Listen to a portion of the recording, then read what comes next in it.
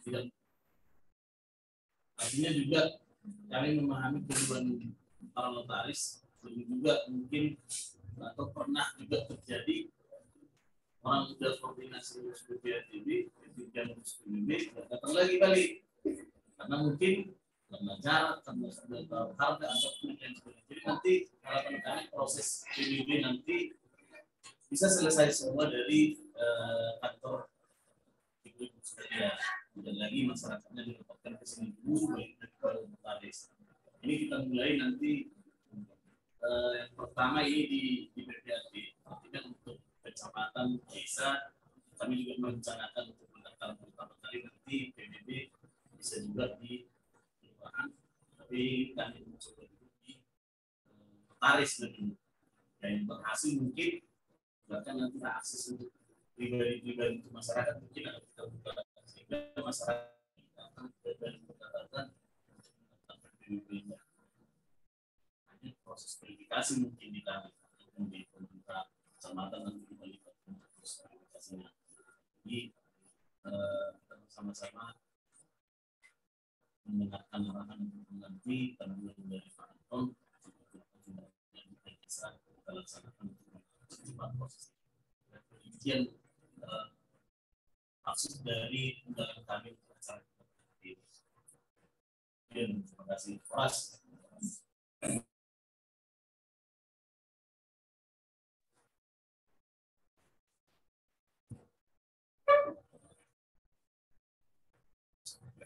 Anton.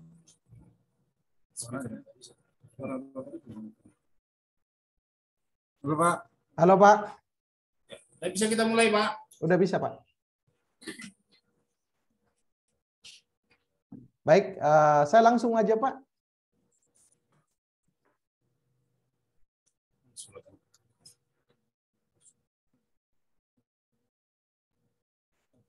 Tes. Apakah suara saya kedengaran Pak? Iya. Halo Pak. Halo. Halo Pak. Suaranya nggak keluar. Tes. Coba di situ ada speaker, Suaranya di keluar, bagian ya? speaker coba Pak. Di mikrofonnya Pak.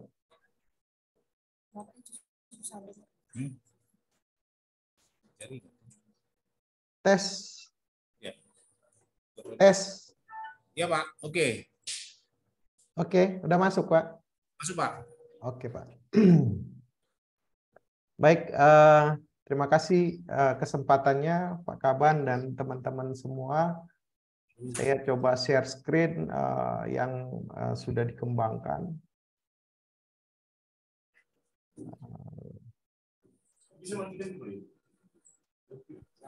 Ya, apakah layar sudah kelihatan, Bapak Ibu?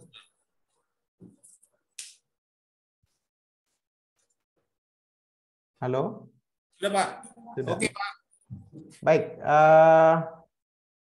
ini saya menggunakan akun BPHTB yang dipakai untuk waris ya, dengan akun Pak Beni. Di sini akan ada menu baru namanya layanan PBB. Nah, mungkin saya perlu kasih tahu juga bahwa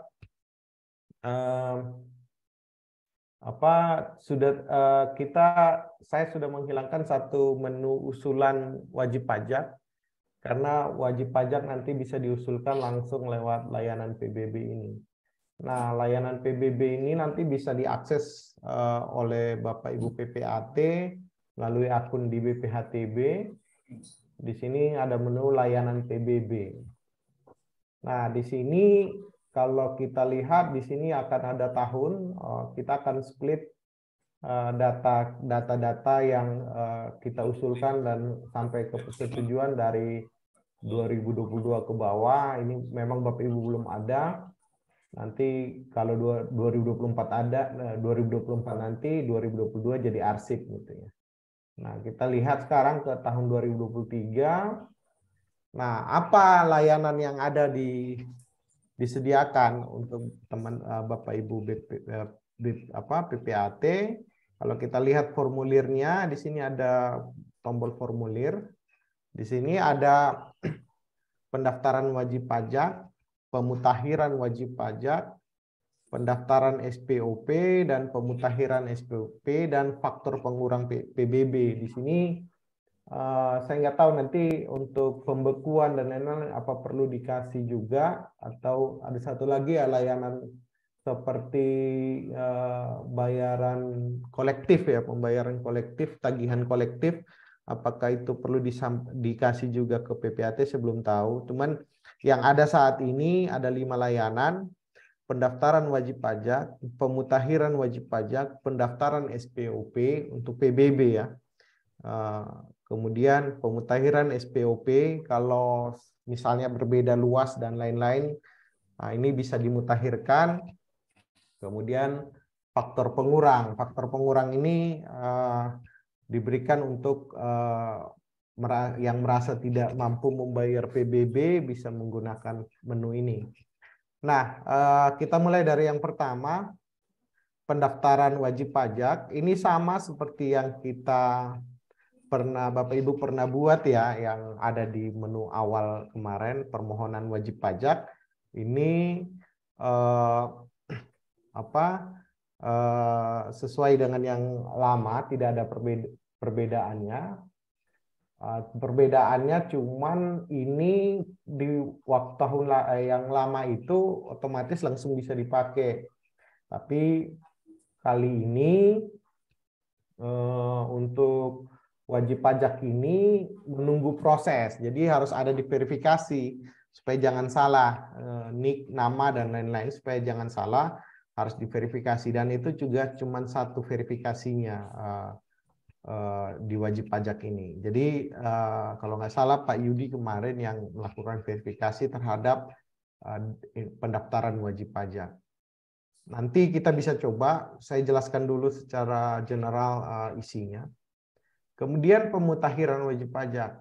Nah, pemutakhiran wajib pajak ini kemarin ada banyak kasus di mana kita salah nama ya, kita salah nama, ngasih salah nama, kemudian alamat salah dan lain-lain. Nah, dulu itu harus dilakukan oleh teman-teman di Badan Pendapatan. Nah, sekarang Bapak Ibu bisa langsung otomatis mengusulkan pemutakhiran. Jadi tinggal mengisi nama nik, keluar namanya, apa yang mau diganti silakan, nanti diverifikasi, dicek dulu apakah sudah sesuai dengan sesuai dengan yang diinginkan atau sudah pas dengan KTP-nya, baru disetujui lalu berubahlah datanya. Ini sudah dilakukan, ini menu ini awalnya di pendapatan sudah dipindah ke sini. Nah, inti dari pertemuan kita hari ini itu sebenarnya yang bagian ini ya, pendaftaran SPOP, pemutakhiran SPOP, dan faktor pengurang PBB. Nah, untuk mengusulkan objek baru kalau istilahnya di PBB itu objek baru, Bapak Ibu tinggal memilih menu pendaftaran SPOP. Nah, di sini tinggal memasukkan nomor sertifikatnya. Saya coba ya, saya coba misalnya 053 misalnya.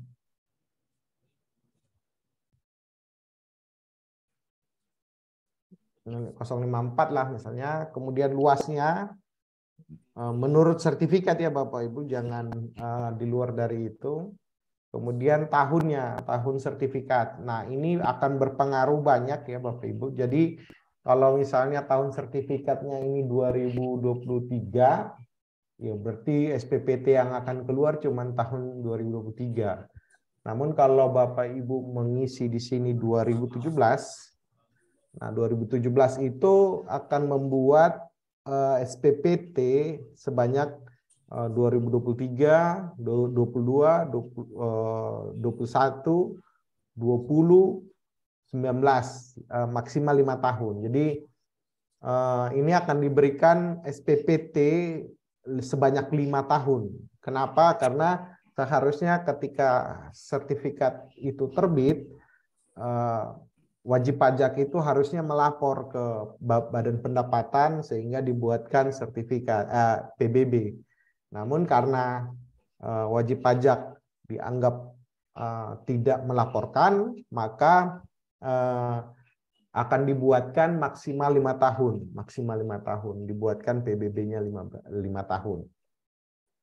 Kemudian di sini ada jenis PBB-nya. Kalau di sini bumi saja, bisa bumi saja atau bumi dan bangunan. Jadi kalau bumi saja, ini Bapak Ibu harus juga sesuai dengan kondisi di lapangan. Jadi tahun sertifikat pun bukan karena saya maunya cuma 1 SPPT, berarti saya isi 2023. Bukan berdasarkan itu, tetapi berdasarkan tahun sertifikat. Jadi nanti akan diverifikasi oleh teman-teman di Badan Pendapatan apakah tahun sertifikat ini sama dengan tahun yang ada di sertifikatnya. Akan dicek. Nah, itu. Jadi harus diisi sesuai dengan kondisi sertifikatnya. Kemudian jenis PBB. Jenis PBB pun demikian ya. Kalau tidak ada bangunan mungkin bisa pilih bumi saja. Tapi kalau ada bangunan, bumi dan bangunan. Nanti ini bangunan agak lebih repot memang. Cuman ini harus diisi sesuai kondisi. Nah, setelah diisi bumi dan bangunan misalnya, lalu saya coba mengambil apa dulu ya, apa namanya? Saya coba ngambil atau siapa Pak bisa ada wajib pajak yang bisa kita pakai Pak untuk uji coba ini?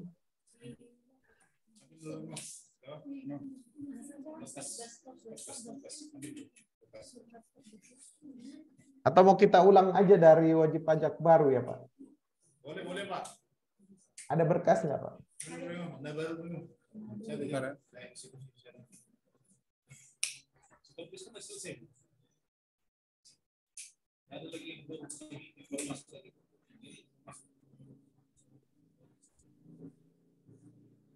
Pak, coba satu-satu tuh Bapak yang coba di situ Pak.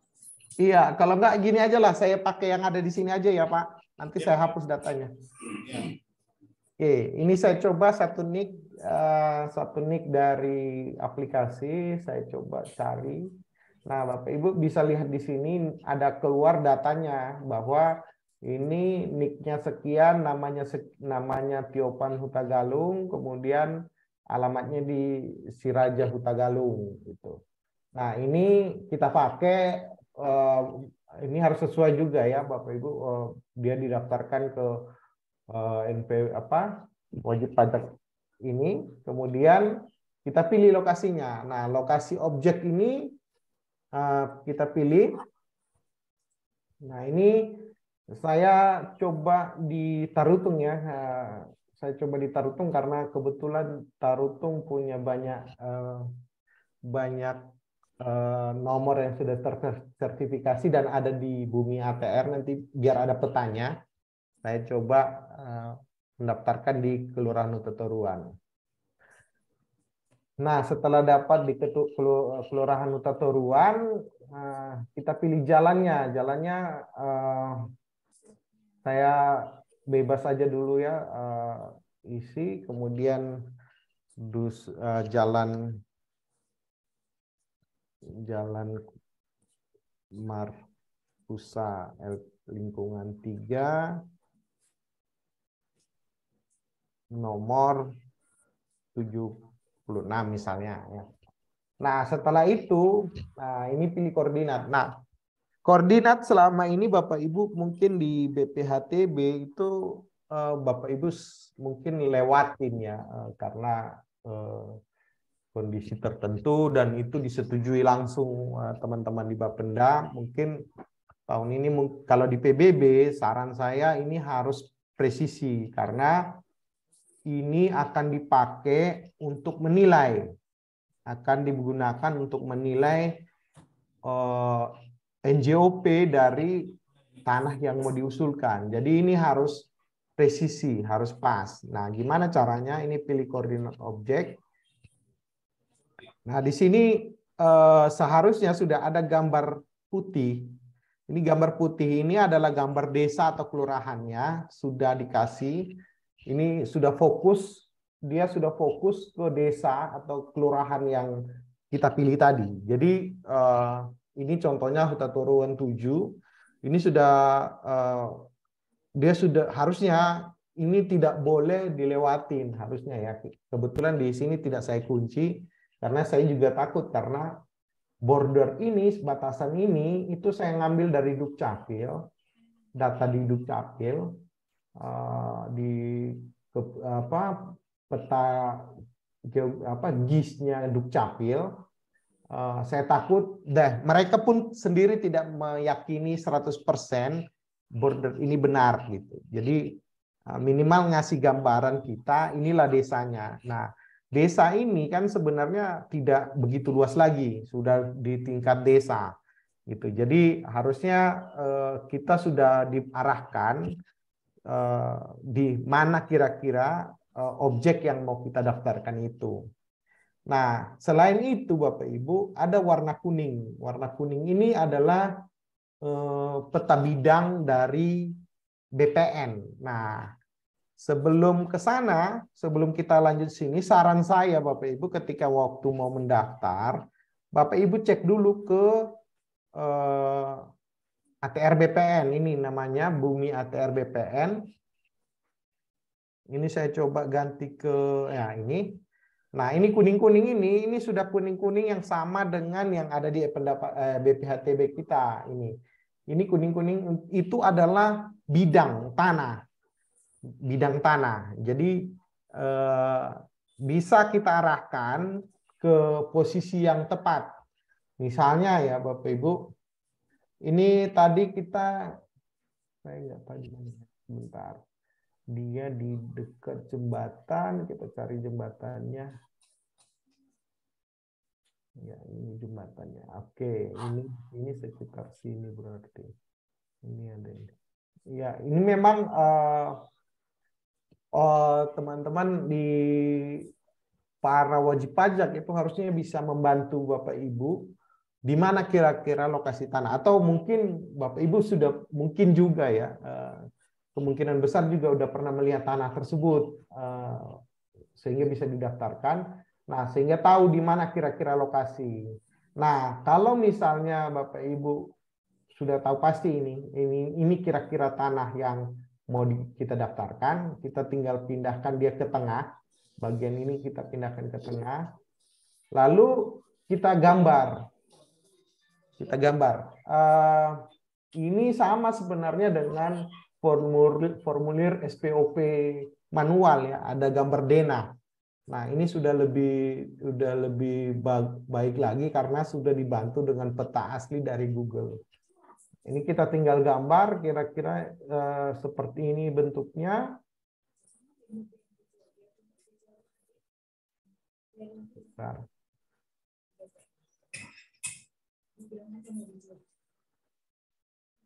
Oke.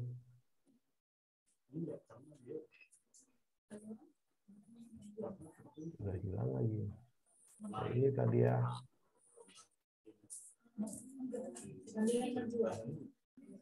Nanti teman-teman di Badan Pendapatan nanti Pak Ringo bisa bantu mencoba membantu buat gambar ya Bapak Ibu. Nah, ini kira-kira seperti ini gambarnya. Nah, setelah itu Bapak Ibu klik pilih.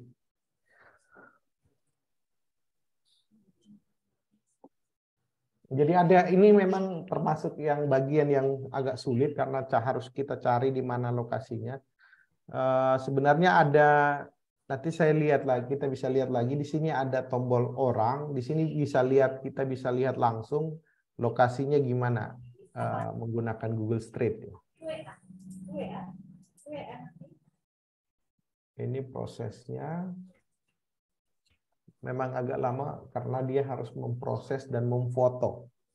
Dia akan mengambil gambar supaya dapat gambarnya dan titiknya. Ya.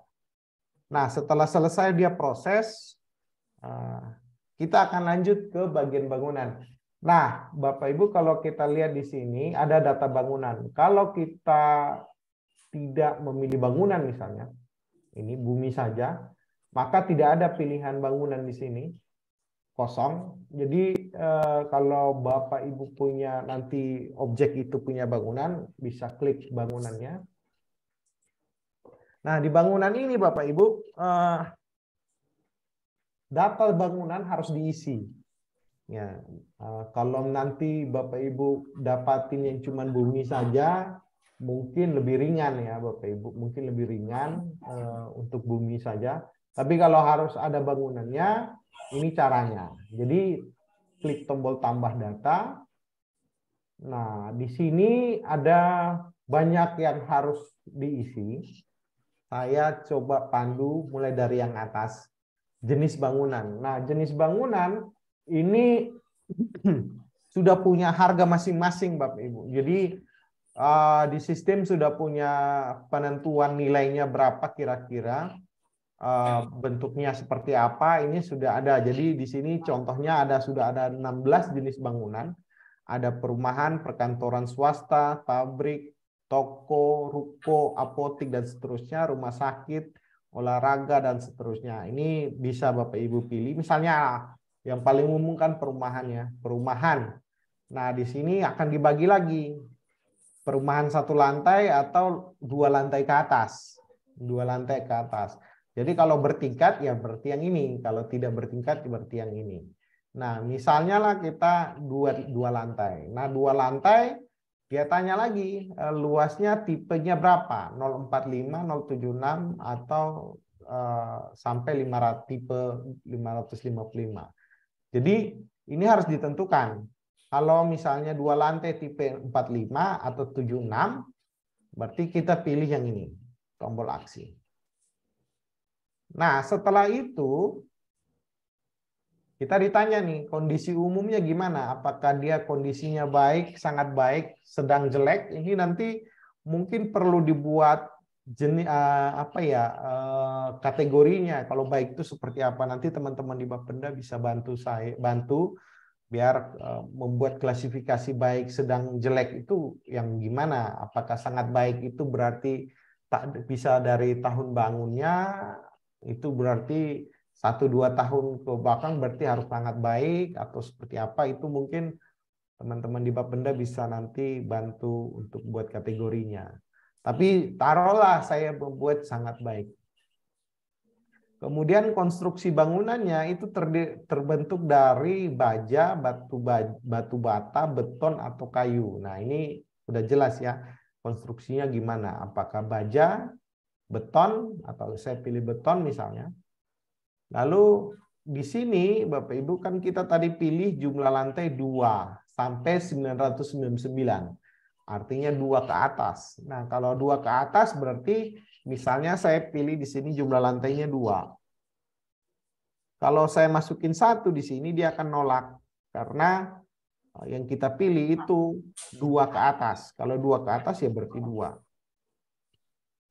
Nah, luas bangunan ini 70 sampai 99. Jadi terkunci kita juga dibatasi 70 sampai 99. Nah, 70 sampai 99 misalnya saya milih 70 meter per lantai. Basementnya tidak ada, luas lantai basement tidak ada. Misalnya tahun bangunnya, oh ya, tahun bangun ini juga berpengaruh. Misalnya kita tempat tahun sertifikat tanahnya itu 2020 misalnya. Tapi bangunan ini dibangun tahun 2022 misalnya. Nah, kalau kita bilang tahun bangun 2022, berarti ada SPPT 2020 nanti, SPPT yang terbit untuk tahun 2020 dan 2019, itu tidak akan dihitung sebagai tidak ada bangunan. Jadi yang ada bangunan itu cuma 2022 dan 2023. Nah, itu nanti Bapak Ibu bisa lihat kondisinya ya, kira-kira bangunan itu dibangun tahun kapan. Misalnya saya tempatkan saja di 2022 bangunnya, tahun renovasinya tidak ada. Nah, material bangunan. ini banyak sekali memang pertanyaan di bangunan ini Bapak Ibu. Jadi kita bisa lihat di sini. Kemudian material bangunan. Di material bangunan ditanya dindingnya terbuat dari apa. Nah, ini ditanya dindingnya terbuat dari apa? Misalnya dari batu bata. Atapnya terdiri dari genteng misalnya atau seng. Genteng ini semua punya hitungan masing-masing Bapak Ibu. Jadi memang bangunan agak rumit ya. Genteng inilah misalnya genteng beton. Kemudian lantainya apa? Apakah semen, keramik dan seterusnya. Misalnya saya pilih keramik. Langit-langitnya apa? Apakah triplek?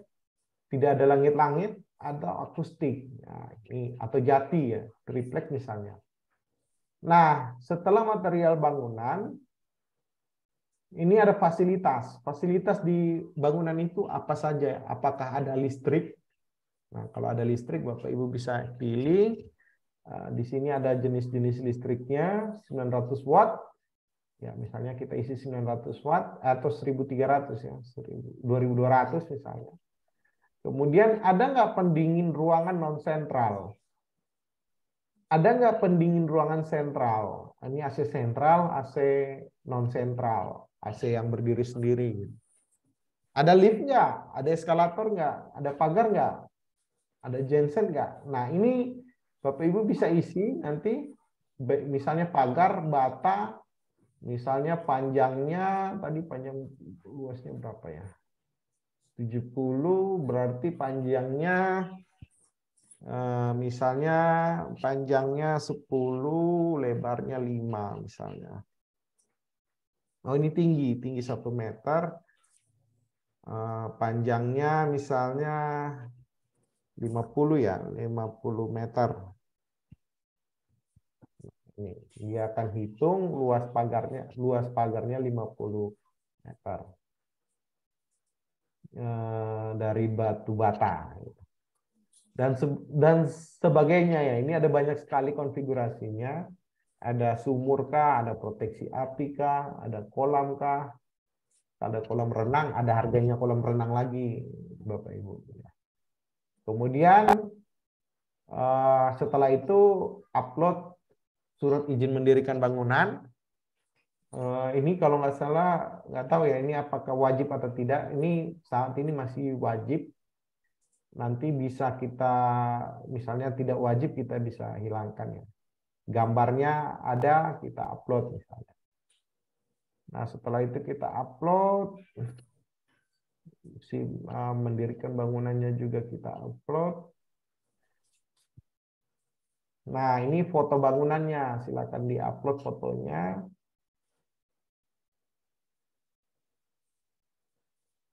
Ya, setelah itu kita simpan. Nah, di sini sudah ada datanya sehingga kita bisa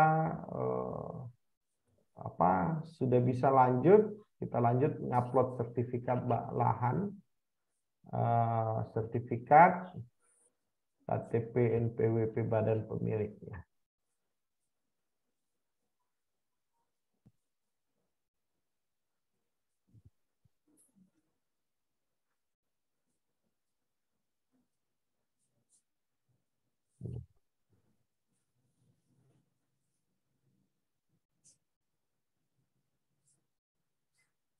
Oh, tadi harusnya ini duluan ya. Bentar ya. Coba saya tambah lagi. 064.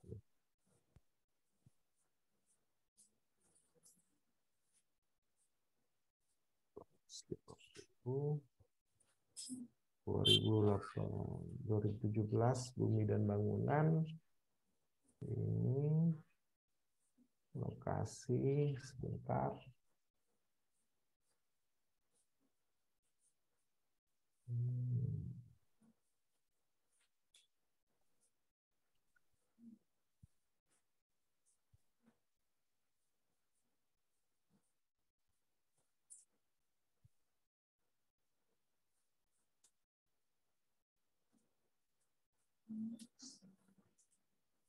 Misalnya ini.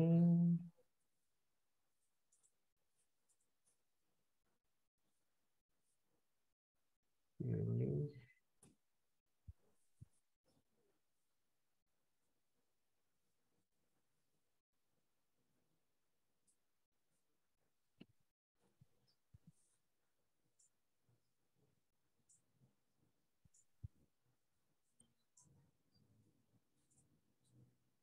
Sertifikatnya kita upload.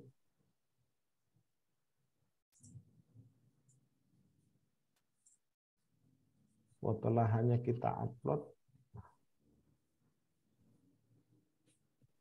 Baru kita tambahin ya. JPB-nya perumahan lantai 2 tipe 70. Kondisi umum sangat baik. Beton. Ini tadi jumlah lantai 2, luasnya 70. Kemudian tahun pembangunannya 2022. Nah, ini dinding beton, atap genteng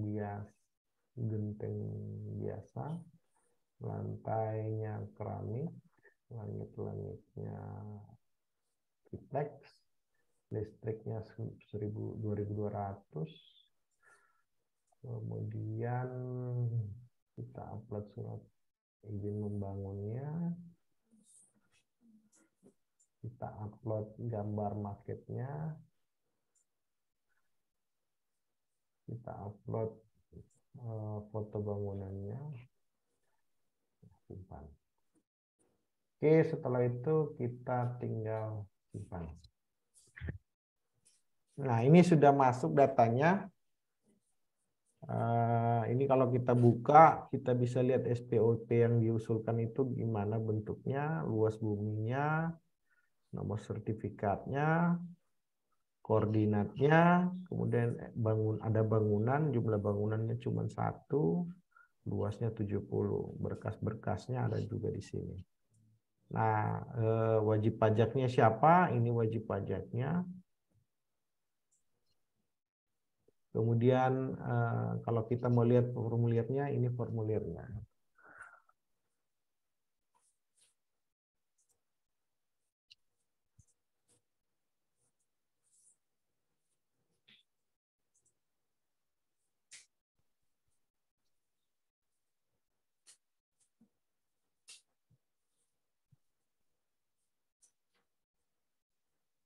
Ya,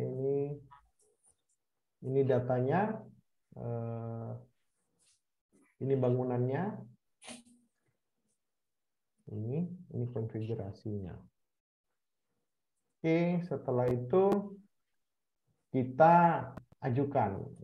Setelah itu kita tinggal ajukan. Nah, yang tadi, berkas yang tadi ini ditandatangani oleh pemohon. Saya nggak tahu kalau nanti lewat sini apakah bisa pakai surat apa namanya? Surat kuasa ya, surat kuasa. Jadi nggak perlu pemohon atau harus pemohon tetap itu nanti dengan Bapenda saja yang ngatur. Nah, setelah ditandatangani, diupload lagi ke sini.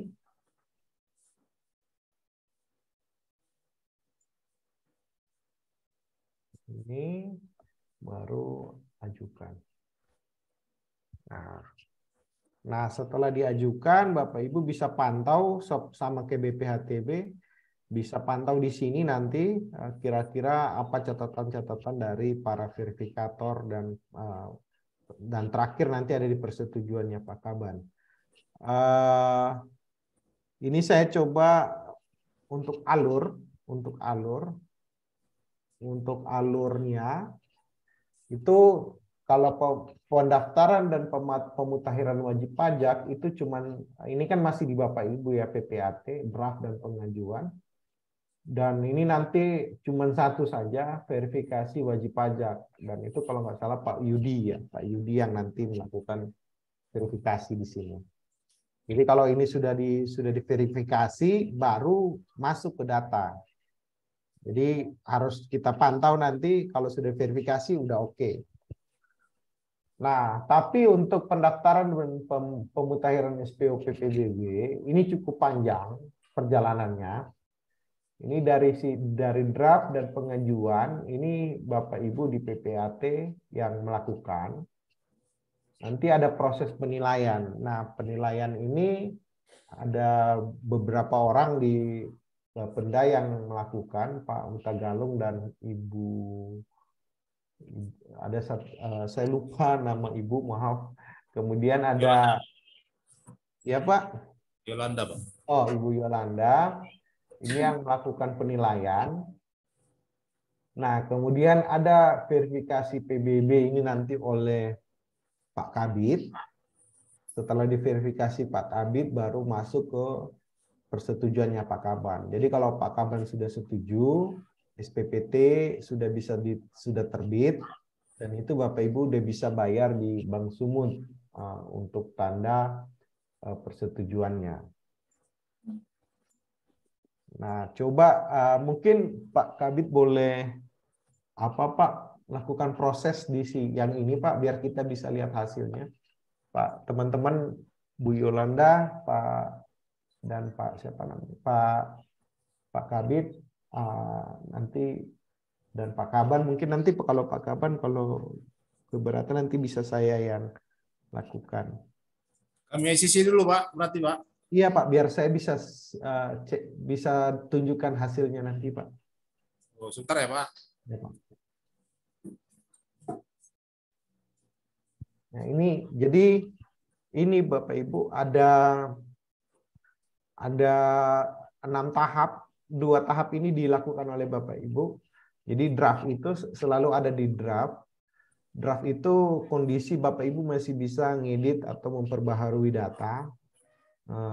Sudah oke, tapi belum diajukan lah istilahnya. Atau artinya berkas itu masih ada di Bapak Ibu. Kalau masuk ke tahap pengajuan, Bapak Ibu setujui. Kalau Bapak Ibu sudah mengajukan, itu Bapak Ibu tidak bisa lagi mengedit atau memperbaharui data yang ada. Nah, artinya kalau Bapak Ibu sudah masuk mengajukan, itu datanya sudah ada di Bapenda, di Badan Pendapatan.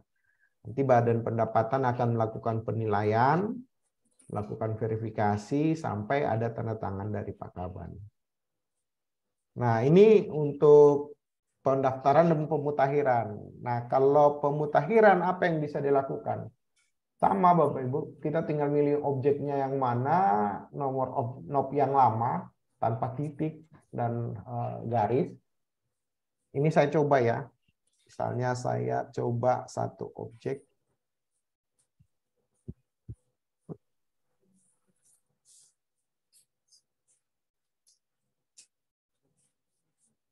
Nah ini satu objek sudah ada, ini hanya bumi, tahun sertifikatnya tidak ada.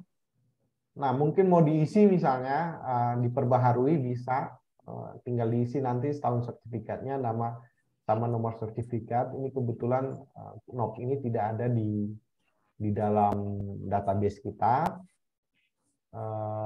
Kemudian kecamatan ini bisa diperbarui, harus buat juga koordinatnya.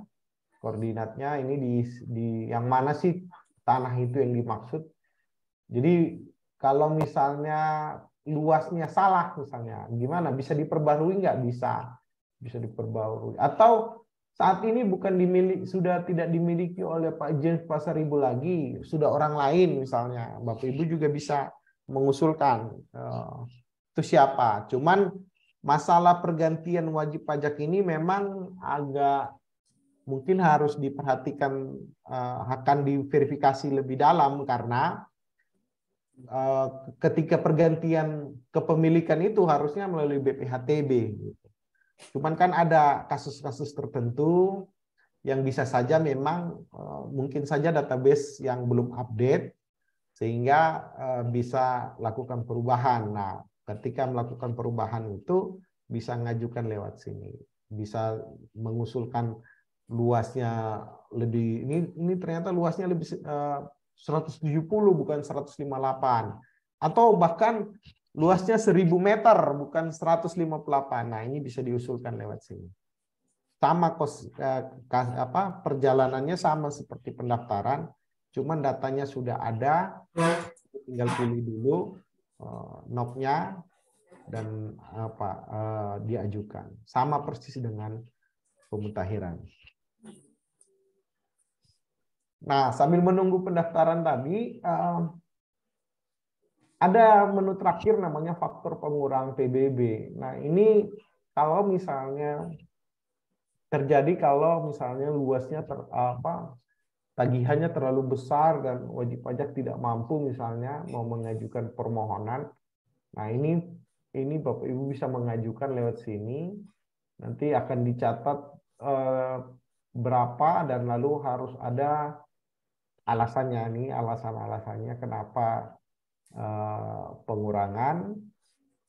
Ini ada dasar, ada di beberapa, ada dasarnya juga, objek berupa lahan dikuasai, dimanfaatkan wajib pajak. Ini ada apa? Ada banyak alasan. Ini ada 6 alasan. Ada yang ini semua berdasarkan wajib pajak, ya, wajib pajak. Misalnya wajib pajaknya perseorangan, ini hanya bisa memilih 1 sampai 5 ini. Tapi kalau wajib pajaknya badan itu hanya bisa menggunakan 2 alasan ini, dan itu sudah diatur dengan kondisinya masing-masing.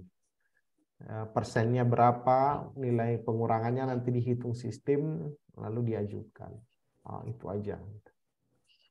Ya, ini kemarin banyak digunakan ketika COVID, ya, ada beberapa objek yang mengajukan pengurangan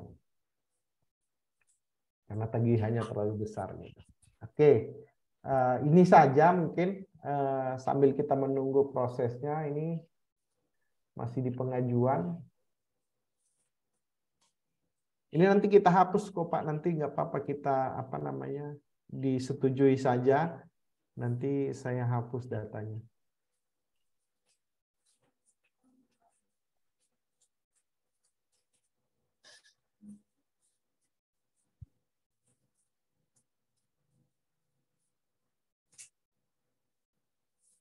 Ya, mungkin ada yang mau bertanya sambil menunggu, Bapak Ibu.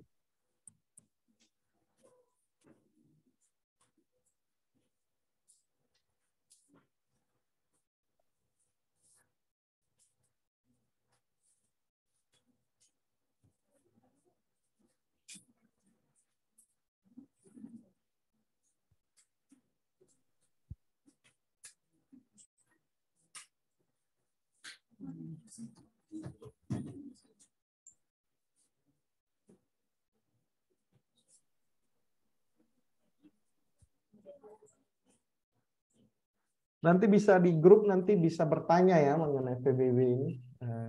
Teman-teman di Bapenda nanti bisa bantu menjawab.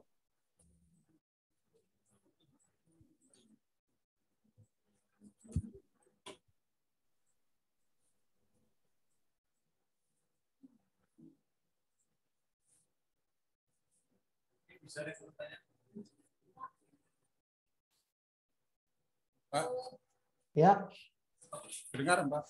Iya, Pak, kedengaran. Pak, waktu kita klik lokasi koordinat kan, Pak? Ya. Nah, langsung muncul di satu titik. Kayak Fatimah Regency lah kan udah muncul satu titik. Tapi lokasinya itu nggak sama yang udah kita cek di Sentuh Tanahku. Jadi kita geser manual gitu ya, Pak? Iya, iya. Ini Pak, ini Bu ya, pilih dulu lokasi. Misalnya ini ya, si borong-borong.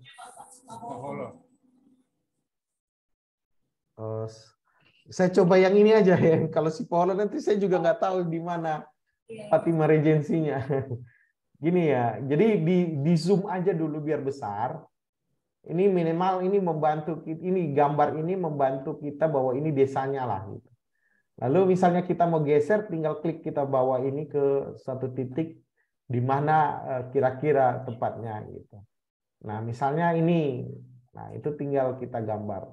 Setelah kita tunjuk, kita gambar bordernya atau batasannya gitu. Seperti itu aja Bu, apanya. Tinggal digeser aja merahnya ini.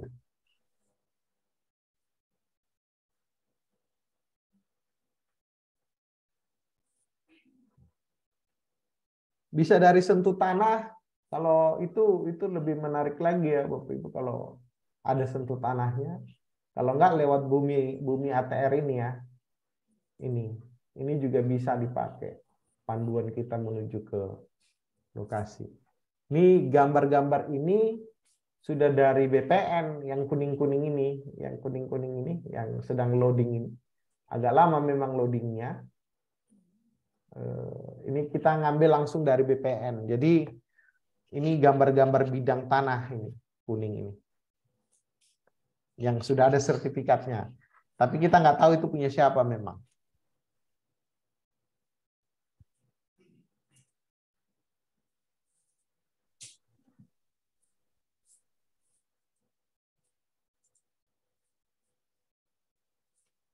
Oke, ada lagi? Bisa udah jelas Bu Levi? Iya Pak, kami coba lagi dulu Pak. Oke.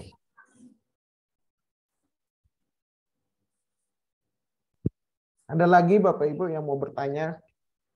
Masalah konfigurasi bangunan nanti bisa tanya tuh teman-teman di Bapenda ya. Supaya sama persepsinya.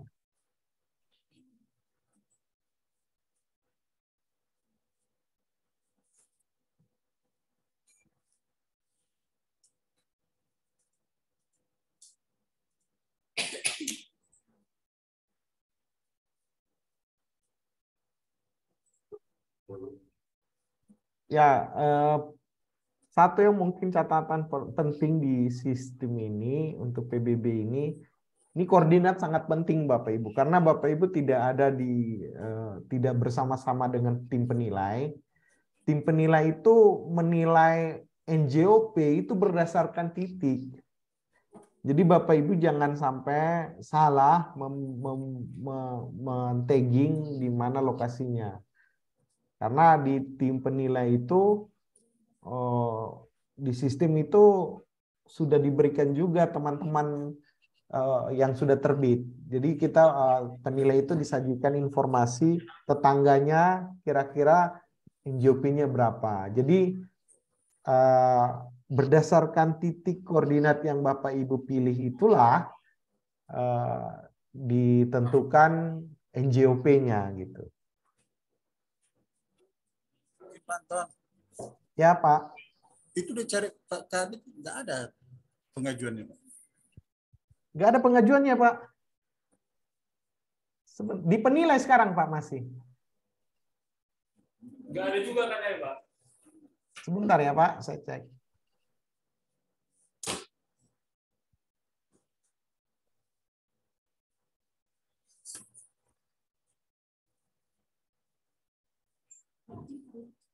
Oh, tadi gara-gara saya edit ya. Bentar ya, saya cek dulu ya Pak.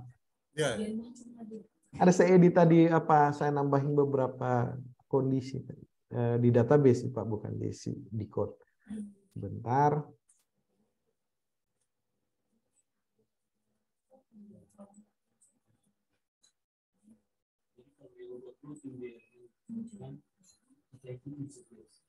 Pendaftaran Tiopan-nya.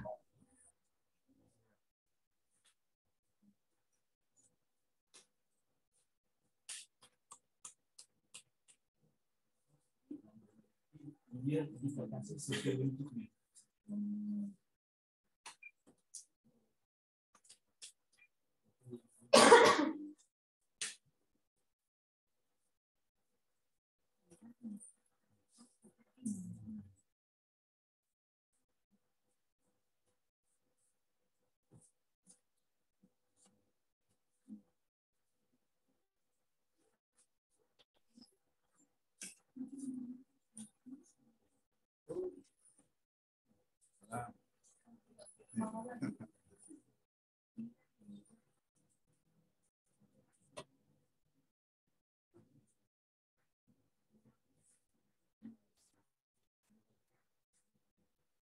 Oh, localhost. Ah.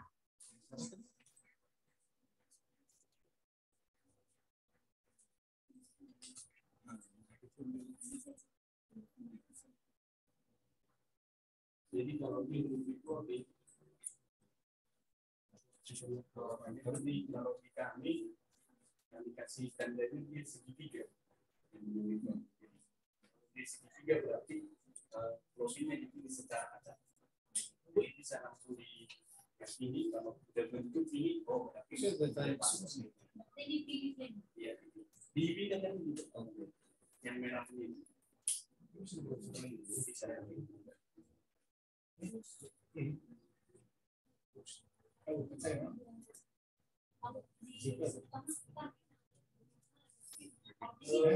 masalah teori ya.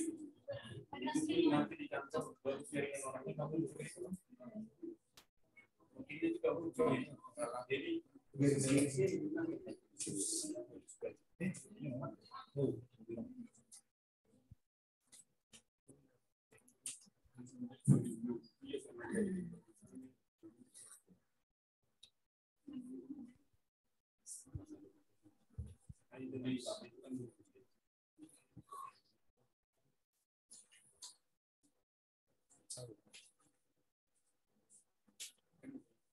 Bisa itu. Di bangunan yang susah ya. Ya kalau tanah kosong.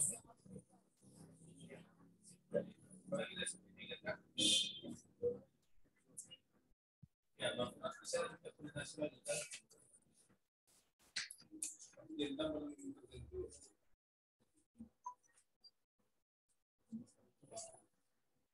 Ini ada Pak. Ada kok Pak. Siapa namanya Pak? Tiopan. Bukan Jamis tadi Pak. Bukan Tiopan Pak. Jamis tadi. Ini datanya di BPHTB. Nah ini. Ya udah Pak. Yang Tiopan Pak, sorry Pak. Iya.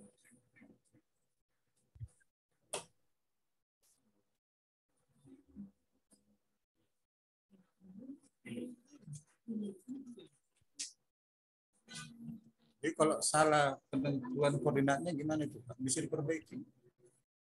Ya kalau salah ditolak Pak, ditolak baru diperbaiki.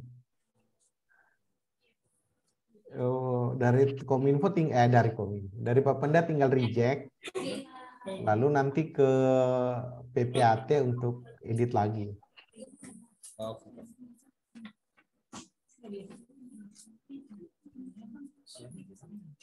Kalau PPAT saya sarankan jangan pakai segitiga ya, susah nanti itu.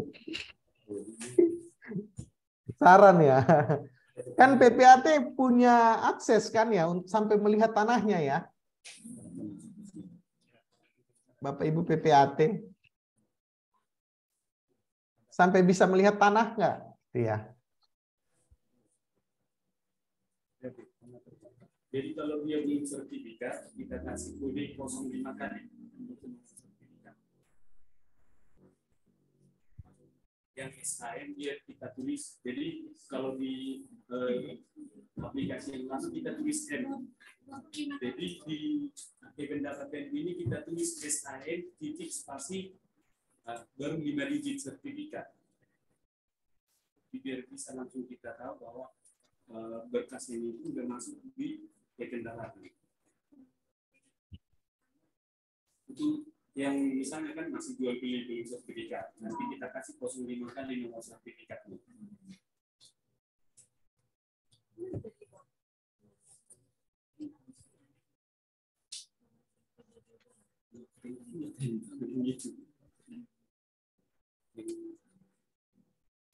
Saya matikan kamera ya, kebetulan karena supaya bisa berasap dulu.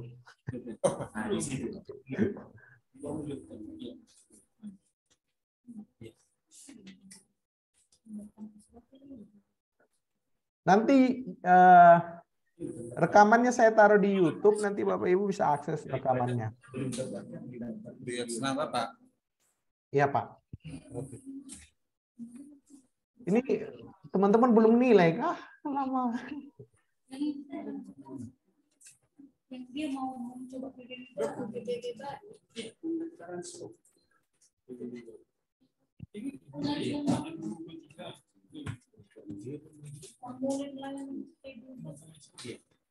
Pak Kabit, Kalau boleh ada penilaian dulu Pak. Nanti dihapus kok Pak. Atau saya pakai dulu di sini. Lanjut aja, Pak.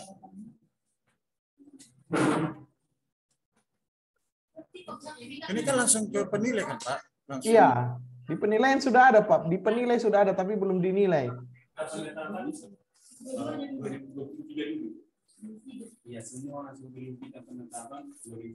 Bapak Ibu, kalau boleh kita lihat ini dulu ya Bapak Ibu, biar sampai final. Ini kan belum final ini.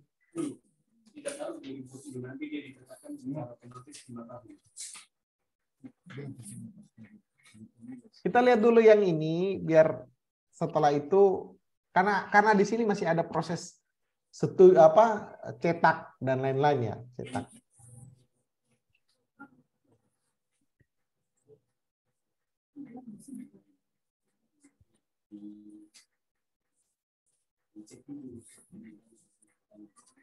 Oh, Tiopan sudah dinilai, disetujui Bapak.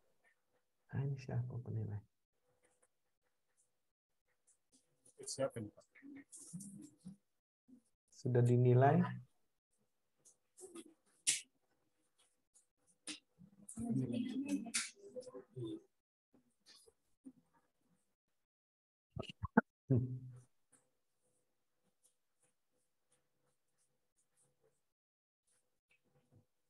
Jadi kalau masalah itu kan dia kan karena dia sudah pertama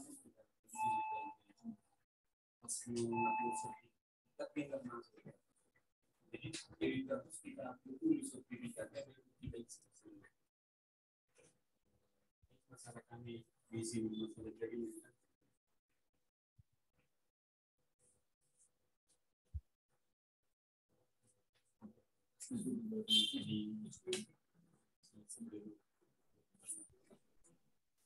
Pak Kabit, mau nanya Pak? Bentar Pak, Pak Kabit di ruang sebelah Pak. Oh iya. Jadi Bapak Ibu, kalau Bapak Ibu perhatikan di sini ya, kalau ini dari sisi Bapenda ya, bukan ini tidak ada di Bapak Ibu. Jadi memang pertanyaannya itu nanti bakal kenapa PBB saya segitu gitu ya. Kalau di penilai itu penilai atau teman-teman di Bapenda itu punya catatan dan punya perhitungan sendiri di sistem gitu ya. Ini contohnya, ini untuk lahan NJOP buminya sekian, NJOP buminya sekian gitu ya per meternya. Untuk sementara bangunannya ini ada hitungannya juga sampai segini. Maka penilaian NJOP, nilai PBB dan seterusnya ini dihitung by sistem. Kok mahal banget gitu. Nah, itu semua ada ada rinciannya dan bisa dijelaskan. Bahkan ada perbubnya untuk mendapatkan nilai semen dan lain-lain itu sudah dirinci serinci-rincinya gitu. Jadi nilai ini muncul dari sistem itu Bapak Ibu. Kalau nilai bangunan ya, nilai bangunan ini muncul dari sistem. Nanti ada juga namanya nilai individu, karena kebetulan ini bisa dihitung oleh sistem, maka sistem yang nilai menurut penilai itu sudah oke berdasarkan nilai dari sistem, maka tagihannya sekian gitu. Ini Bapak Ibu bisa lihat 2022 itu ada bangunannya, 2021 tidak ada bangunan. Jadi kenapa dia turun? Karena tidak ada bangunan. Berarti di 2019 dan 2021 itu tidak ada bangunan, dianggap tidak ada bangunan, maka bangunannya 0. Di sini ada bangunan, maka ada nilai bangunannya, maka nilai tagihannya itu sekian. Nah, di sini ada NJOP-TKP. Di sini NJOP-TKP ini kalau Bapak Ibu atau si wajib pajak itu punya lahan yang lain, punya PBB yang lain, itu akan dihitung nilai maksimal NJOP-nya. Jadi kalau misalnya dia punya NJOP yang PBB yang lain, maka dia nggak akan dapat lagi NJOP-TKP. Atau misalnya dia punya 5 objek, satu di antara 5 ini pasti akan dapat NJOP-TKP-nya 10 juta. 10 juta itu akan dikurangi sehingga nilai PBB-nya akan turun misalnya. Nah, itu tergantung luasan dari ya, atau yang paling NJOP tertinggi dari 5 objek yang dia punya. Salah satunya pasti dia akan dapat. Nah, itu otomatis juga penilaian NJOP-TKP-nya. Jadi inilah kalau nanti disetujui, ini yang akan dibayar. Jadi Bapak Ibu tidak akan dapat ini, tidak akan dapat. Tapi nanti akan di akhirnya angkanya akan seperti ini. Nah, kita akan coba lalui perjalanannya. Sekarang masih di pengajuan. Sudah Pak, tadi Pak sudah Pak, Tiopan. Ya Pak, si Tiopan ya. Kita coba lihat. Nah, sudah diverifikasi bidang. Ini sudah verifikasi bidang, berarti sudah Pak Kabid sudah, tinggal Pak Kaban ya. Boleh saya pakai Pak Kaban, akunnya Pak Kaban dulu ya Pak?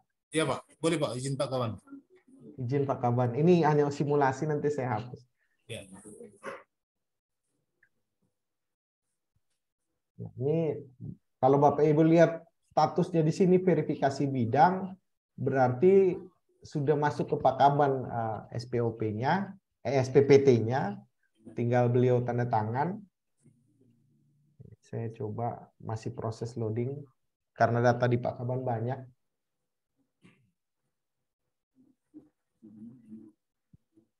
Oke, ini tadi berkas kita yang ini Tiopan Hutagalung. Ini sudah ada dari mana pengusulnya. Nanti kalau Bapak Ibu pakai email masing-masing nanti akan tercatat seperti ini. Nah, misalnya saya setujui.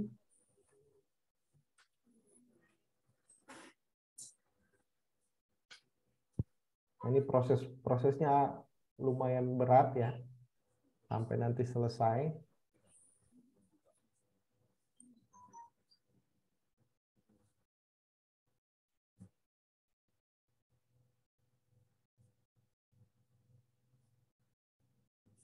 Oke, selesai. Kita lihat di BPHTB. Nah, kalau di BPHTB ini kalau sudah disetujui dia akan pindah ke sebelah ya, sama kayak SPD. Nah, ini. Nah, kita tinggal cetak. Ini kalau kita melihat historinya kapan-kapan ini bisa kita lihat kapannya disetujui, kapan siapa yang melakukan persetujuan, ini ada prosesnya di sini. Kita cetak SPPT misalnya. Nah, SPPT yang ada nanti, nah SPPT-nya bentuknya seperti ini. Karena apa? Karena yang biasa kan cetaknya pakai formulir ya, pakai blanko. Nah, blanko itu hanya ada di teman-teman Bapenda. Jadi kalau mau nunggu blanko nanti bisa minta ke Bapenda. Tapi kalau ini saja sudah bisa, sebenarnya kalau untuk membayar ke bank ini saja sudah cukup untuk dibayarkan. Ini tadi 2019 karena tadi kita daftarkan 2017 sertifikatnya, maka yang SPPT yang akan terbit 2023, 22, 21, 20 sama 19. Ini maksimalnya nilainya tagihannya sekian. Ini 660 tanpa bangunan. Kalau yang ini mana ya? Yang ini ya, yang ini ada bangunan, Ada bangunan 70 sehingga nilainya sekian. Nah, mungkin saja nanti pertanyaan ke teman-teman ya, kenapa angka saya segini ya? Nanti saya nggak tahu apakah penilaian itu perlu bisa di-share atau seperti apa bentuknya. Intinya memang penilaian ini dilakukan secara sistem untuk bangunan. Walaupun ada juga namanya nanti nilai individu, cuma nilai individu itu tidak bisa dibawa nilai sistem, jadi bisanya didorong ke atas gitu.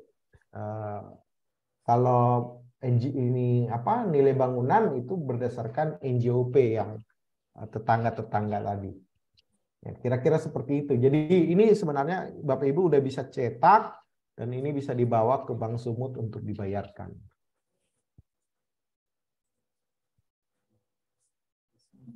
Ya, jadi kalau nanti apa yang mempengaruhi SPPT ya tahun sertifikat, berdasarkan tahun sertifikatnya maksimal 5 tahun. Kalau terlambat, istilahnya terlambat didaftarkan, kalau dia 2023 maka akan cuma ada SPPT 2023. Kalau bangunan tergantung dari penilai perhitungan waktu kita mengentry tadi, konfigurasinya itu akan berdampak kepada pembiayaan nilai PBB, nilai bangunannya. Ya, mungkin seperti itu. Bapak Ibu, cuman ini sampai di sini saja memang prosesnya sampai di SPPT. Tadi kalau faktor pengurang akan langsung keluar faktor pengurangnya, maka nanti di sini di SPPT akan muncul faktor pengurangnya sekian, maka akan dikurangi nilainya. Ya, seperti itu saja. Oh ya, kalau wajib pajak dirubah gimana? Wajib pajak akan berpengaruh terhadap tahun berjalan saja. Misalnya ini ya Bapak Ibu, misalnya ini udah terbit.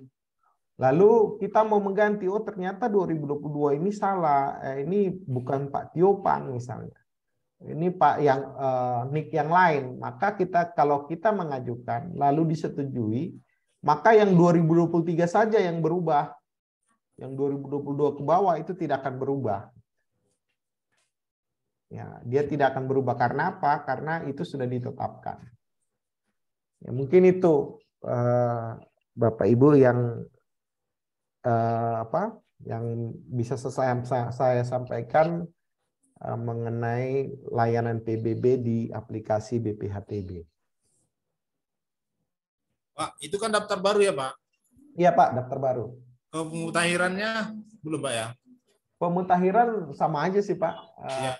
Kita coba lagi Pak. Sebenarnya Boleh, sama karena formnya juga sama. Ini ya pemutahiran.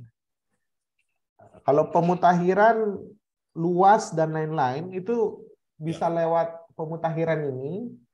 Ini juga bergantung kepada SPPT. Kalau kita memutahirkan itu berpengaruh terhadap SPPT tahun berjalan saja, tahun berjalan. Terhadap SPPT yang lama tidak berpengaruh. Karena itu sudah dicatat dan ada laporan mutasi piutang sehingga tidak bisa dirubah gitu. Jadi bukan tahun berjalan tapi terbitnya di tahun berjalan. Jadi misalnya terbitnya yang tadi ini kalau kita rubah sebenarnya masih berpengaruh karena tahun terbitnya ini tahun terbit 2023. Yang walaupun 2020 ini masih bisa dirubah. Tapi ketika sudah bayar atau terbitnya tahun sebelumnya, itu sudah tidak bisa berubah lagi. Seperti itu kira-kira. Jadi kalau mau melakukan pemutakhiran dan pingin tahun ini berubah, SPPT tahun berjalan ini berubah, maka jangan dibayar dulu. Karena itu kalau sudah dibayar, itu sudah susah untuk melakukan perubahan. Karena ada laporan juga terkait ke BPK dan lain-lain. Begitu Bapak Ibu. Oke Pak. Ada pertanyaan Bapak Ibu? Oh? Oke. Yang kalau misalnya di BPN kan kadang kan ada sertifikat yang lama tapi belum di plotting, berarti tugaskanlah ke BPN koordinasi biar di plotting kan. Nah, kira-kira ketika udah di plotting dari BPN otomatis munculnya di BPHTB kita ini atau menunggu disinkronkan lagi dari BPN tadi? Jawaban saya sebenarnya peta itu hanya membantu saja Bu Livi. Jadi peta objek tadi itu, peta dari BPN itu sebenarnya hanya membantu saja. Jadi walaupun belum ada di sini, belum ada warna kuning atau hijau, tapi kita sudah tahu lokasinya di mana, itu bisa kita daftar ke BPBB. Tapi yang pasti sertifikatnya harus dilampirkan. Nanti teman-teman di Bapenda yang akan ngecek kebenarannya. Oke Pak, memang kesulitannya di titik koordinat kalau dia belum sertifikat memang Pak nanti menentukan lokasinya. Iya. Memang ya itu nanti bisa apalah, bisa didiskusikan mengenai bagaimana bagusnya koordinat. Cuman memang saran saya kalau boleh koordinat itu harus ada sehingga pendataan kita pun bagus, sehingga kita juga kita juga tahu di mana apakah nanti titik ini sudah punya PBB-nya atau belum gitu. Ya. Jangan-jangan nanti double gitu, double PBB. Itu kita hindari. Nah, ini salah satu mungkin ya Bapak Ibu mungkin akan bertemu dengan Bapak wajib pajak yang mungkin aja sulit ya menentukan di mana. Nah, Bapak Ibu mungkin bisa pakai ini ya toggle full screen. Jadi bisa lebih besar, kemudian bisa juga ini bawa ini orang yang ada di sini. Ini kan ada ikonnya. Ibu bisa bawa dia ke sini. Nah, nanti bisa langsung lihat nih, ini kira-kira inikah rumahnya. Jadi bisa membantu wajib pajak untuk menentukan benar nggak ini rumahnya misalnya. Nah, ini kan udah lebih jelas nih kan ya Bapak Ibu. Ya. Ini udah bisa membantu sebenarnya proses penentuan objek tadi. Jadi kalau sudah kira-kira di sini tapi dia kira-kira belum ke situ. Nah, ini tinggal bisa dipakai juga ini untuk kondisi tertentu, misalnya kita bawa ini. Oh, ini udah tahu belum? Belum, agak ke sana dikit ya. Kita tinggal ngajuin gini. Kita udah bisa lihat di sebelah mana, masuk lihat mana. Ya, itu udah bisa membantu sebenarnya prosesnya. Inikah rumahnya? Seperti itu. Jadi itu membantu kita memverifikasi di mana kira-kira objek yang mau didaftar itu. Itu titiknya tadi kan Pak, dari Google Map tadi nggak bisa langsung di bangunan itu dititikkan Pak. Ini kan kita mau tahu di mana lokasinya kan Pak. Kita belum tahu nih titiknya. Nah, ini kita pilih dulu lokasinya. Berdasarkan desa inilah nanti ada gambar. Ini gambar putih ini desanya. Ini area batas desanya. Nah, sebenarnya ini dia nggak di satu Tapanuli Utara gitu. Dia sudah masuk ke level desa. Karena dia masuk ke level desa sebenarnya sudah lebih ringan kita tahunya. Misalnya ini bahkan sudah ada nih informasi tentang jalan. Ini dari Dukcapil ya. Ini jalan Sisingamangaraja misalnya. Walaupun nggak presisi banget. Ini dari Dukcapil ini titik. Gambar-gambar jalan ini dari Dukcapil, nama-nama jalan ini. Udah dari Dukcapil nih. Bisa kita bisa membantu kita lah bagaimana menentukan titik koordinatnya. Ini lokasi titik koordinat ini titik koordinasi, titik center atau titik tengah dari sebuah desa. Ini saat ini posisinya. Nah, ini yang kita harus tarik untuk menuju ke suatu tempat di mana objek itu berada. Maksudnya tadi Pak kan yang orang tadi kan udah nampak bangunannya, nggak otomatis yang menarik foto bangunan tadi ke titik koordinat ini Pak. Ya, karena kita kan mau tentukan, tapi kita nggak tahu kan gitu ya kondisinya. Ya. Misalnya kita mau ini di mana ini? Ini kan ini masih di dalam batasan desa ini kan ya. Ya. Kita tinggal narik ini, kita lihat dia di sini misalnya. Ini posisi mana? Nah, ini maksud saya Pak, objeknya ini salah satu. Nggak otomatis kalau kita klik di situ titik koordinatnya langsung baca Pak. Oh, enggak. Dia di titik ini, Pak. Kalau kita back ini, dia di titik ini. Jadi kita harus bawa ini ke titik yang dekat ini. Nah, ini membantu aja sih, Pak. Membantu kondisi di saat ini peta tahun berapa ini? Peta 2023 ini. Peta 2023 dari Google.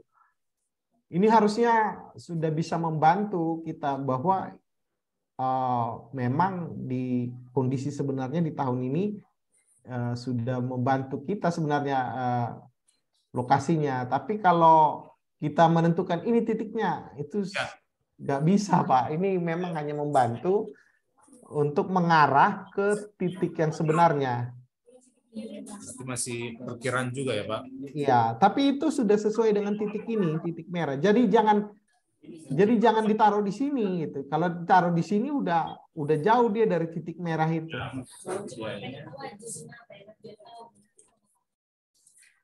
Ya, jadi itu sudah kalau kita sudah tahu di mana titiknya, penentuan NJOP itu udah lebih ringan bagi penilai. Iya, iya. Sudah tidak menghayal lagi di mana kira-kira ya. Ini kira-kira NJOP-nya berapa gitu. Sudah tidak seperti itu karena sudah ada dalam bentuk peta.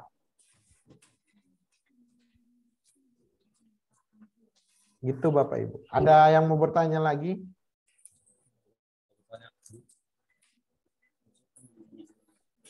Kalau menunya tadi Bapak Ibu udah tahu kan layanan PBB sana di bawah laporan PPAT. Kenapa Bu? Bapak Ibu buka sekarang kayaknya sudah ada kok menunya. Iya, udah ada menunya kan? Layanan PBB kan?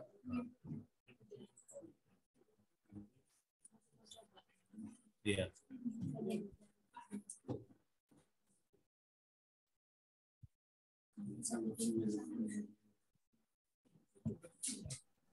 Ya.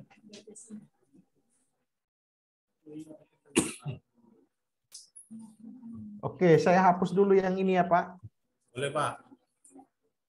Kalau kita batalkan, kita Nggak bisa Pak. Ini nanti apa namanya, mengganggu datanya. Dia knob-nya jadi kacau. Wajib bikin dua-duanya di sini Pak, wajib atau salah satu aja. Ini kan di bawah sertifikat kan KTP, baru di bawahnya kan level 5, level 1 sama level 2. Kan komentarnya foto, 2 kali kita isi fotonya Pak, atau salah satu aja. Gimana Bu? Untuk mengupload foto objeknya kan Pak. Foto objek. Ada foto bangunan, ada foto tanah kan Bu ya? Ya ini kan cuma tanah kan Pak. Ya. Contohnya. Ya. Berarti yang label 1 ini inputannya Pak, inputan. tanahnya ada Pak, yang label 2 kosong Pak. Kalau bangunan di dalam sini Bu, di dalam sini juga ada bangunan. Label file itu maksudnya Pak, tambah file kan? Iya. Di bawahnya lagi Pak. Iya ini kan ya. Iya.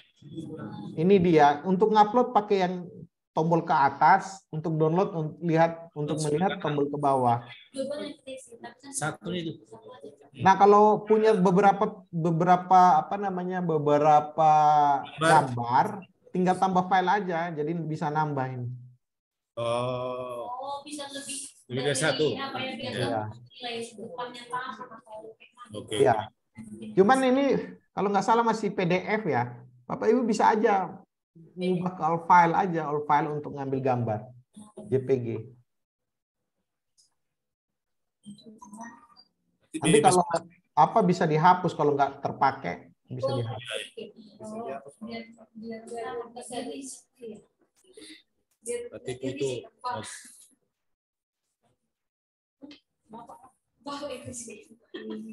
Ya saran saya ini dihabisin dulu baru masuk ke sini ya, tambah data di bangunan kayak tadi. ya. Nanti saya coba perbaiki lah gimana apanya.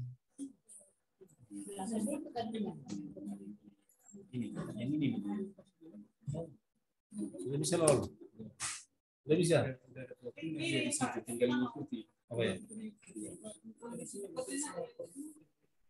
Orangnya itu masukkan dia, orangnya. Ini, ya. Ke titiknya tadi. Ya. Sorong ke situ ya.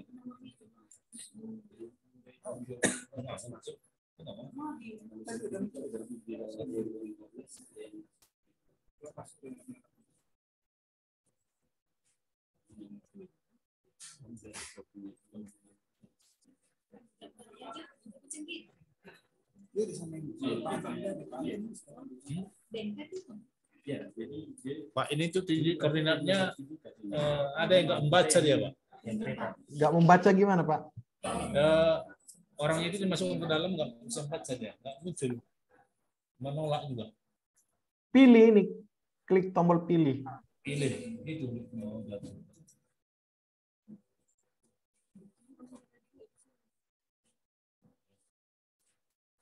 Ya memang untuk apa ya Bapak Ibu, untuk dari BPS tadi peta-peta bidang itu rada lama memang, itu memang baru berubah lagi ya. Kemarin saya cek waktu pasang ini tuh nggak keluar, setelah saya cek ke BPN ternyata memang modelnya berubah lagi, saya sudah sesuaikan. Tapi saya lihat memang masih lama, apa ya, lebih lama dia daripada yang lama. Jadi yang sebelumnya. Jadi kalau Bapak Ibu mau menunggu beberapa menit sebelum keluar, itu lebih bagus mungkin ya. Yang kuning-kuning ini kan baru keluar ini. Nah, ini baru muncul.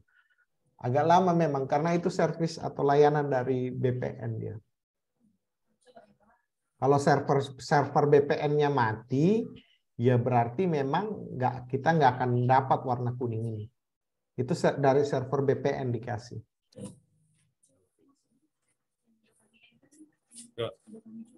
Udah ada masuk. Cek ini dulu. Bisa lo tadi? Coba. Nggak bisa. Berarti harus pilih kan? Pilih dia. Oh ya Bapak Ibu, kalau nanti mau ini kayak kuning-kuning ini apa ya? Mengganggu misalnya. Nantilah kita belum mau lihat sekarang. Bapak Ibu bisa klik yang ini.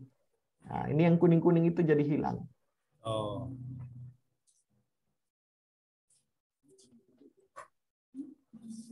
Jadi sebenarnya peta ini sangat membantu, sangat krusial untuk membantu kita dalam penentuan NJOP. Makanya fasilitasnya banyak kita pasang supaya kita bisa membantu proses ini, karena kita harus membantu tim penilai dalam menentukan NJOP. Jangan kita berharap tim penilai itu jadi menghayal kira-kira titiknya di mana ya. Di mana NJOP, berapa ya kira-kira NJOP-nya. Itu kita mulai mengurangi itu. Dengan ada visual seperti ini, penilai akan lebih baik dalam menentukan NJOP.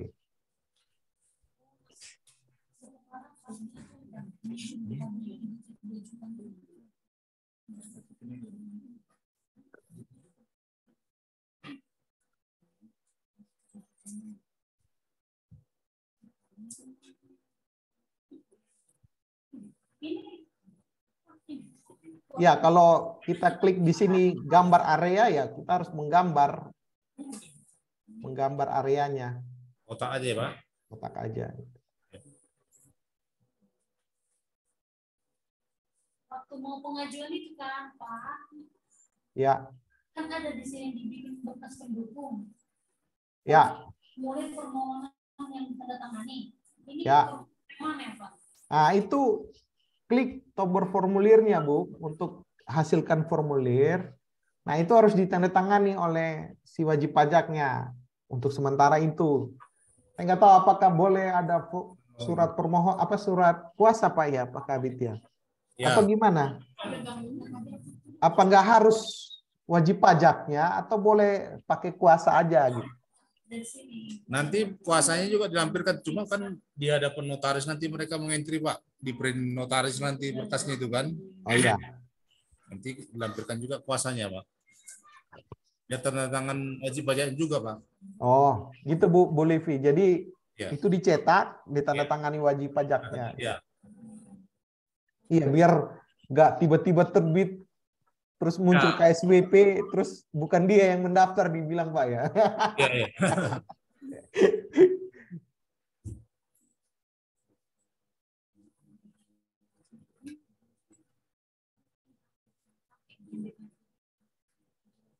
Sudah? Verifikasi kolektif. Verifikasi kolektif Pak. Yang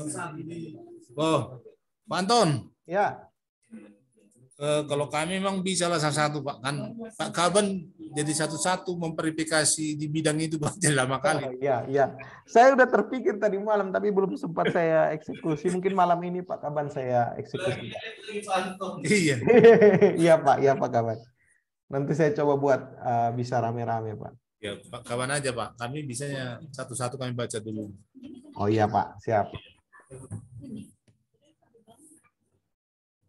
Kira-kira ada lagi?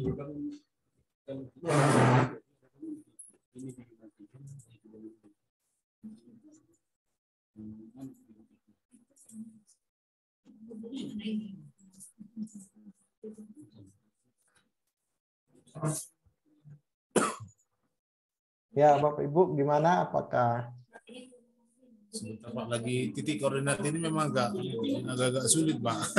iya memang. Karena harus betul-betul detail dibikinnya kan. Iya. Saran saya kalau dari BPHTB kalau boleh koordinatnya benar lah supaya bisa membantu proses. Nah itu tadi, saya kira tadi kan selama ini Pak, foto yang sudah kita lihat tadi di jalan itu bisa langsung titik koordinat kan. Iya. Ya memang itu menarik memang, cuman belum bisa kayaknya itu Pak. Bisa Itu hanya membantu diintegrasikan ya, Pak. proses aja. Iya. Harus nengok jalan lagi gitu ya. Kiraan Iya, lagi. Pak.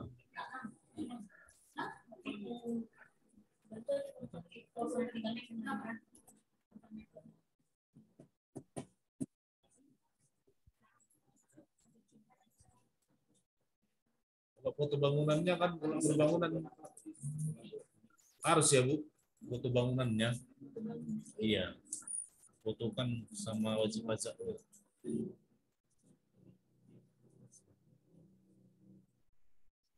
Ya sama itu ya, wajib pajak itu badan dan perseorangan itu jangan sampai badan perseorangan untuk misalnya udah namanya PT ya, berarti kan badan itu ya. Jadi pilih perseorangan, pilih badan ya. Supaya kita tahu waktu mengajukan pun ada mengajukan faktor pengurang pun itu harus terpisah untuk badan dan perseorangan gitu.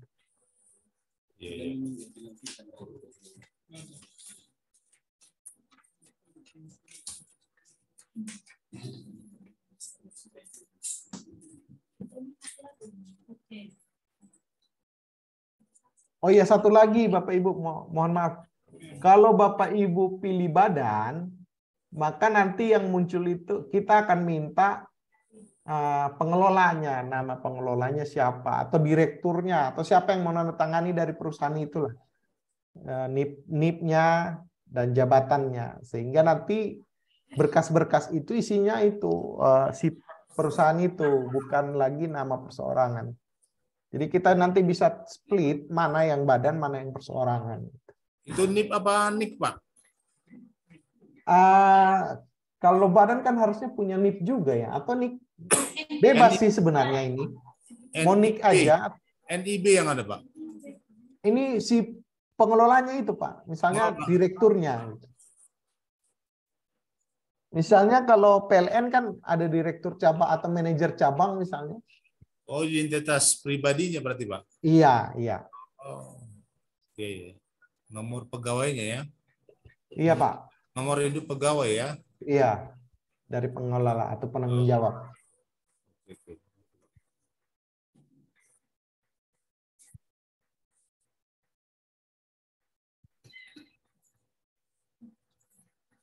Tadi punya ibu siapa yang udah masuk dari cek? Samuel.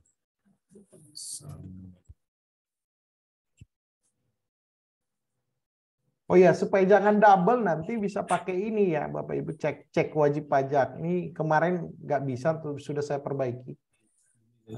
Diisi aja di sini, dicek apakah sudah NIK itu sudah ada nggak, belum. Supaya jangan double. Kalau double dia langsung error, langsung dikasih tahu bahwa ini sudah ada.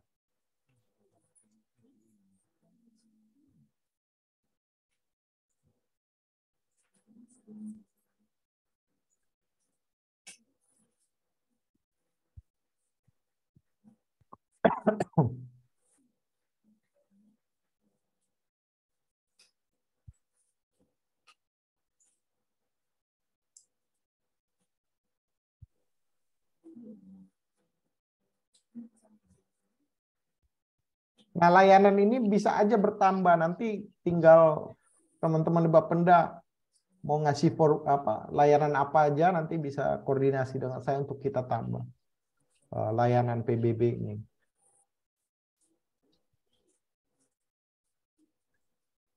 Misalnya untuk desa dia mau bayar gelondongan gitu. Nah, itu bisa dibuat di sini untuk desa.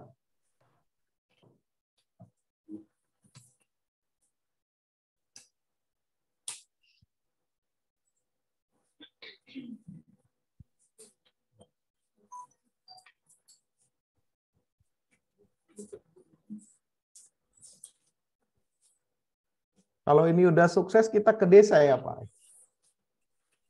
Ke desa kita, Pak. Ya.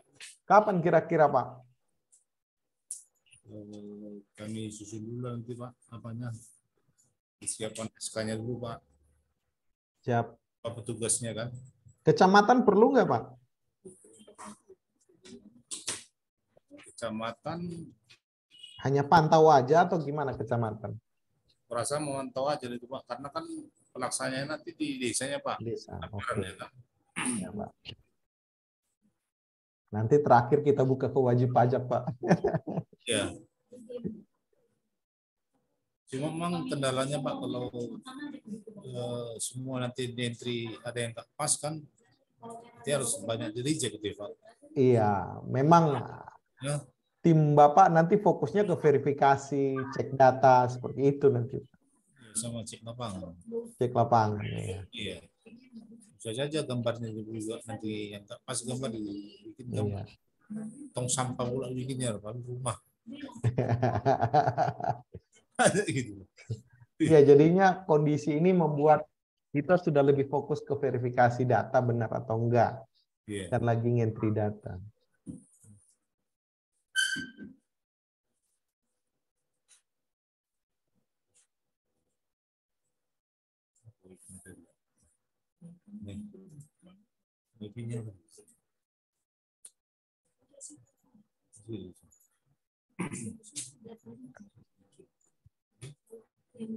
Pak Kabit, saya jam 12 ada mau ke kampus. Pak.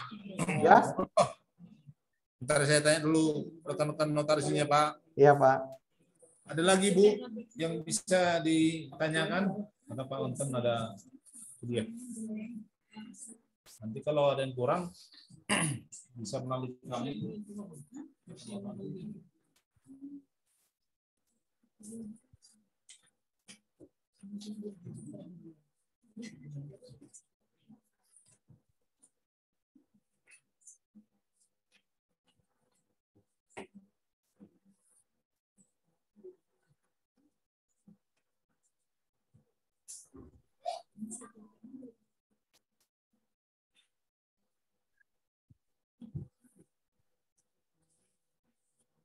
Anton. Ya, Pak. Pak kapan? Ibu masih ada mau ditanya? Baik, terima kasih Pak Anton. Makasih Pak Kaban. Sudah sangat banyak membantu kami. Kami harapkan apa yang sudah Pak Anton sampaikan ini bisa kami laksanakan, karena tujuannya juga untuk mempermudah pelayanan kepada masyarakat dan juga bagaimana mengejar target pendapatan ini bisa meningkat, Pak Anton. Baik, Pak. Ke depan juga kami berharap, Pak Anton, bagaimana sistem yang kita buat ini sampai ke level masyarakat. Artinya masyarakat bisa dari rumah ataupun dari tempatnya masing-masing untuk mendaftarkan pajak bumi dan bangunannya. Itu harapan kita ke depan, Pak Anton, secara bertahap yang sudah kita mulai sekarang melalui PPAD, ke depan mungkin melalui pemerintah desa kelurahan, dan nantinya ke masyarakat langsung. Jadi atas apa yang telah Pak Anton sampaikan, kami ucapkan terima kasih. Semoga ini bisa segera kami tindak lanjuti. Terima kasih Pak Anton. Terima kasih Pak Kaban. Terima kasih Pak Kaban. Bisa di-close ya, Pak? Udah Pak, kalau apa nanti bisa lewat WhatsApp, nanti bisa kita diskusi lagi nanti. Saya izin pamit dulu Pak Kaban dan Pak Kabit sama teman-teman. Izin keluar.